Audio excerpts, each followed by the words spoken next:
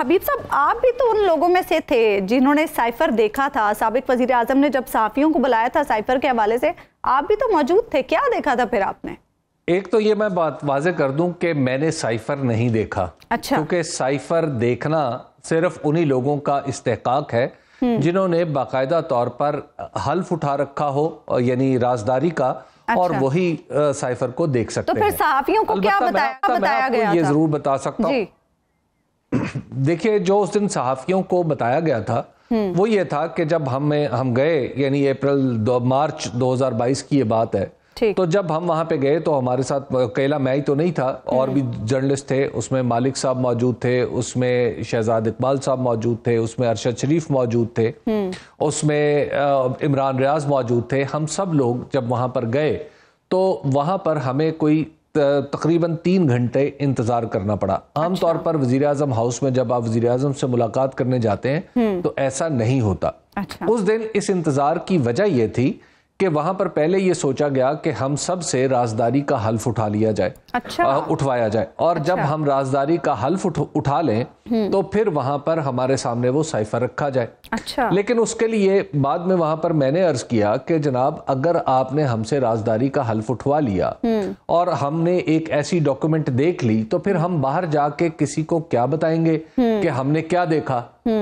تو لہٰذا ہم تو پھر اپنے حلف کے ہاتھوں مجبور ہو جائیں گے, کیونکہ اگر ہم کچھ کہیں گے تو ہم قانون شکن قرار پائیں گے. تو لہٰذا اس وقت پھر یہ بات ٹل گئی کہ ہم سے حلف نہ اٹھوایا جائے. پھر یہ سوچا, پھر یہ طے پایا, یا اس سے پہلے جو ڈسکشنز ہو رہی تھی اس میں یہ بھی تھا کہ ایک کابینہ کا اجلاس بلایا جائے, اور کابینہ کے اجلاس میں اس سائفر کے, اور وہ کابینہ کا اجلاس ظاہر ہے آپ کو پتا ہے کہ وہ خفیہ ہوتا ہے انلیس کہ اس میں جو ہونے والے فیصلے ہیں وہ باہر نہ آئے.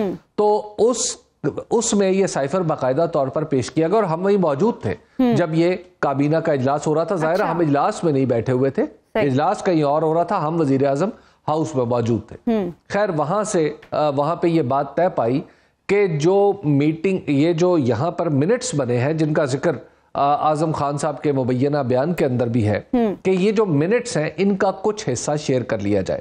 تو خیر جب ہم گئے تو ہمیں پھر طویل انتظار کے بعد اور وہاں پہ کئی کپ چائے پینے کے بعد ہم جب اس وقت کے وزیر اعظم اور ان کے پاس گئے تو وہاں پر کون لوگ موجود تھے؟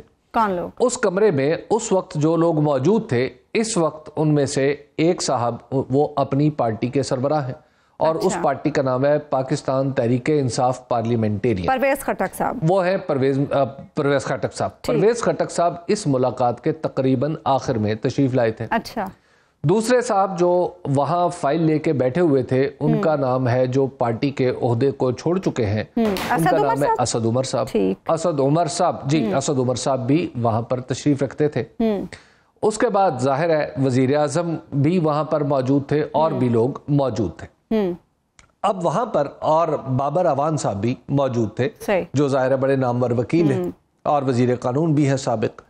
تو ہمیں سائفر, جو جس چیز کو اگر آپ سائفر دیکھنا کہتے ہیں, اور یا جو کاغذ ہم نے دیکھا اگر اس کو سائفر کہا جا سکتا ہے, تو وہ تقریباً وہی صورتحال تھی جو پوری قوم نے دیکھی.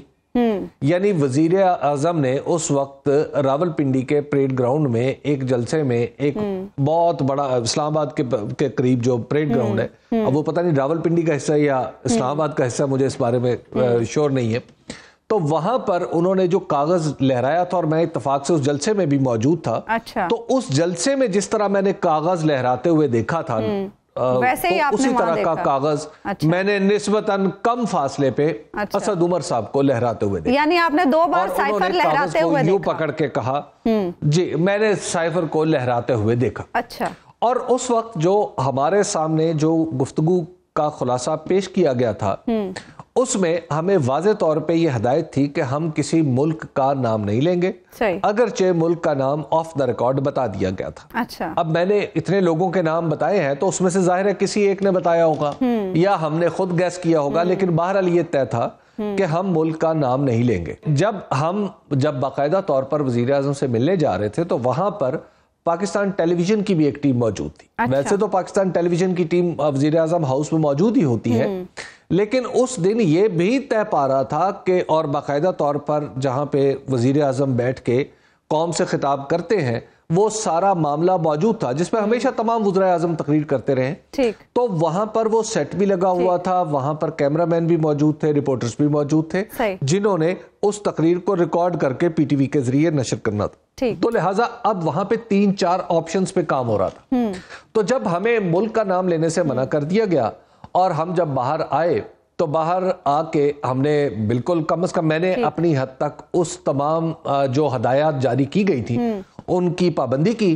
تو سائفر جو ہے اگر وہ دیکھنا تو سائفر کا وہ کاغذ میں اس جلسے میں بھی موجود تھا اور کافی قریب بھی موجود تھا، اور ہمارے جو پروڈیوسر علی جان صاحب ہیں یہ بھی اس جلسے میں موجود تھے ہمارے ساتھ، تو ہم دونوں نے وہ کاغذ دیکھا، لیکن وہ کاغذ ہی تھا، لہراتے ہوئے وزیر اعظم کو بھی دیکھا، اور بعد میں نے وہ کاغذ خود اپنی آنکھوں سے بھی دیکھا، یعنی لہراتے ہوئے دیکھا۔